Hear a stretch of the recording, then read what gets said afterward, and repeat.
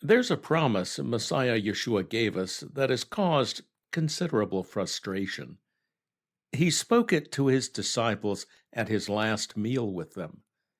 Amen, amen, I tell you, he who puts his trust in me, the works that I do, he will do, and greater than these he will do, because I'm going to the Father. And whatever you ask in my name, that I will do, so that the Father may be glorified in the Son.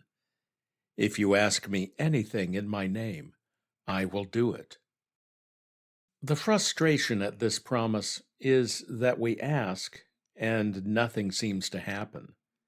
We believe we can do great things in Yeshua's name, but we remain weak and incapable of anything great.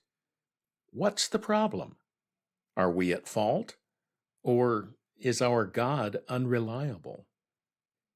God certainly isn't unreliable, and we may not be at fault, but our perspective is limited.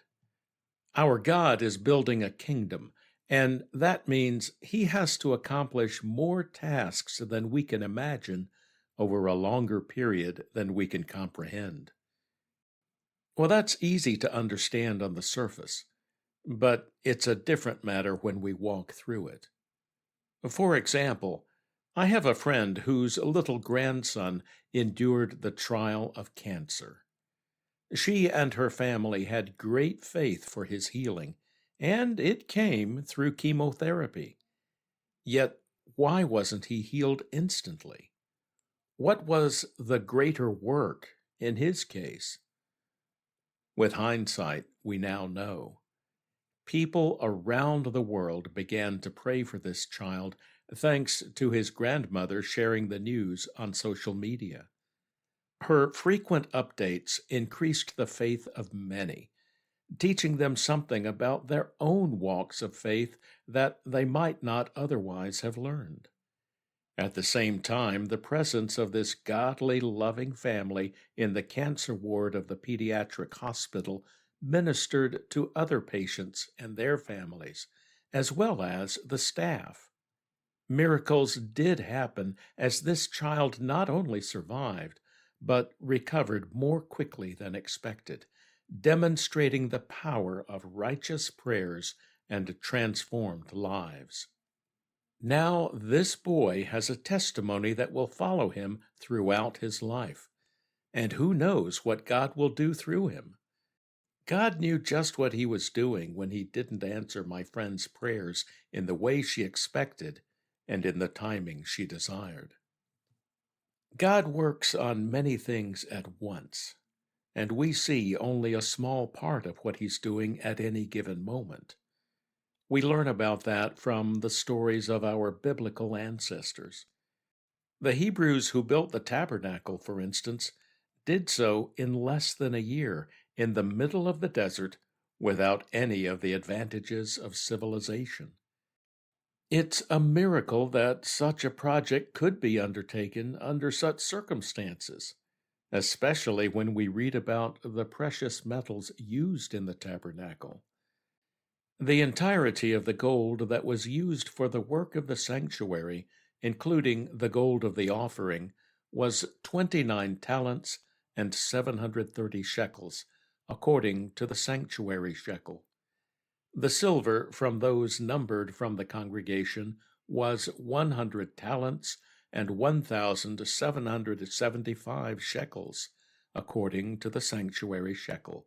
That is, a bekah, or half a shekel per head, according to the shekel of the sanctuary, for everyone who was recorded, from 20 years old and upward, for 603,550 men.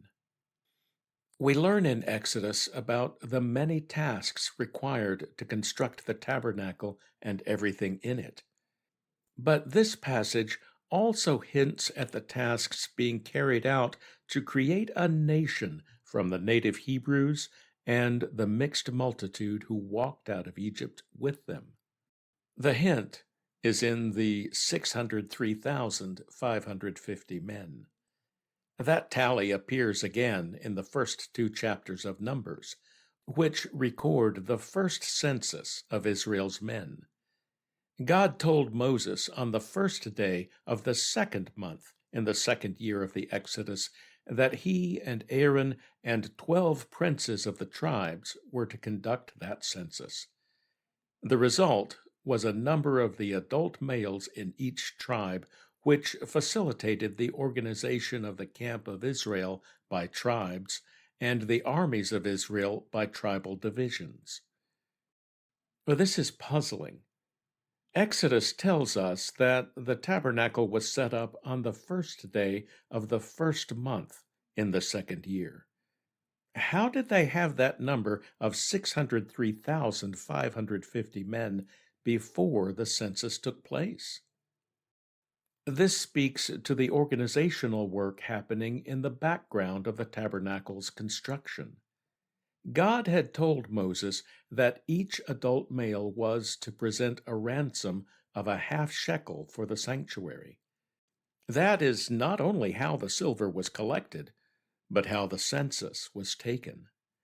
The enrollment of the men by tribes and families happened afterward, but the full number was tallied during the tabernacle's construction as each man presented his half shekel. Consider the organization required just for that. Someone had to be designated to collect the silver, and they would need secure storage and safeguards to ensure the full sum was delivered to those who fashioned the tabernacle's furnishings. That would have been the job of the priests and Levites, but they would also have to undergo training for their duties and be sanctified for their holy work. Outside the tabernacle, the multitude of Hebrews had to be organized by families, clans, and tribes, which meant the foreigners among them had to be settled within the tribes. Something had to be done to care for the sick, the poor, the elderly, the widows, and the children.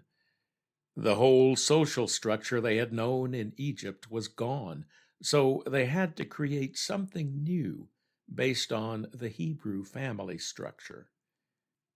All of this was happening while the tabernacle artisans were hard at work.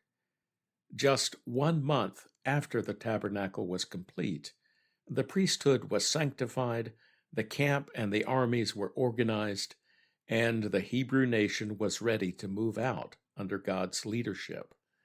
Only God saw all that happened. Bezalel and Aholiab, the chief artisans, didn't see and perhaps knew little about how the tribal princes organized their people. The Levites collecting the silver didn't need to know how the princes got their men to give their half shekels, or even who in the tribes paid for the men who couldn't meet their obligation. The princes may not have been aware of the needs of every single mother and elderly widow, but the wise among them would have designated people to care for them. And the children playing in the camps would have had little understanding of the commotion around them, but they could play safely, knowing that their parents and elders were watching out for them. That's how a nation and a kingdom is built. It's not so much the spectacular miracles that dazzle the eyes and bolster the faith, but the tiny miracles of ordinary people being the instruments of God that we are created to be. That's the difference between us and our God. We individuals can only handle a few tasks, but God has multitudes of us individuals to do as He directs. That's how He multitasks, and that's how we do greater works than Yeshua did.